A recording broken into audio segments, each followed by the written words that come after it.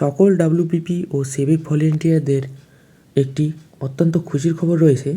চলুন মুখ্যমন্ত্রী মমতা বন্দ্যোপাধ্যায় এই সম্পর্কে কী বলেছেন দেখে নেব। রিক্রুটমেন্ট যেটা পুলিশ কনস্টেবলের আপার এজ লিমিট ছিল 27 বছর, বর্তমানে সেটাকে আমরা বাড়িয়ে 30 ইয়ার্স করলাম। তাতে কি হবে, যেহেতু তাদের ট্রেনিং নিতে হয়, অনেক কিছু করতে হয়, তারা ট্রেন্ড ফোর্সেস, সেই জন্য অনেক দিন ধরে তাদের একটা ডিম্যান্ড ছিল যে বয়সটাকে যদি একটু বাড়ানো হয়, সেই জন্য আমরা তাদের বয়সটা 27 থেকে বাড়িয়ে 30 করলাম।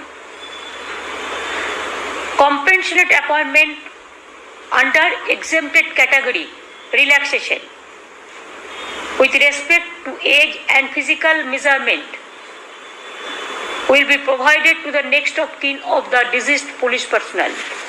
কম্পেনসেটেড যে অ্যাপয়েন্টমেন্টগুলো হয়, অনেক সময় কি হয়, ধরুন যে মারা গেল পুলিশ কর্মীটি, তার বাড়িতে কেউ হয়তো চাকরি করার জন্য আছেন, অথচ অনেক সময় পুলিশের চাকরিতে এতটা ইঞ্চি চাই, শারীরিক মাপ, দীর্ঘতা এতটা, বয়স এতটা, এর মধ্যে হবে নানা রকম ওদের প্রসেস আছে।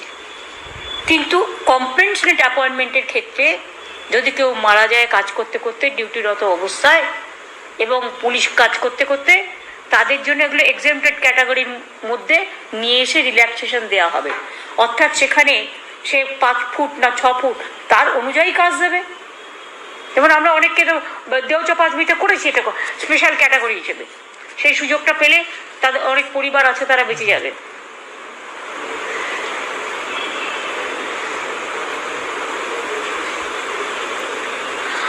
আর একটা ছিল যে relaxation of upper age limit up to 35 years and physical measurement will be provided in promotion to constable from civic volunteers, village police, home guard, NVF and civil defense. এটা 35 বছর পর্যন্ত করা হলো। যারা প্রমোশন পাবে 10% যেগুলো এ করা হয়েছে। আগে এটা বয়স কত ছিল?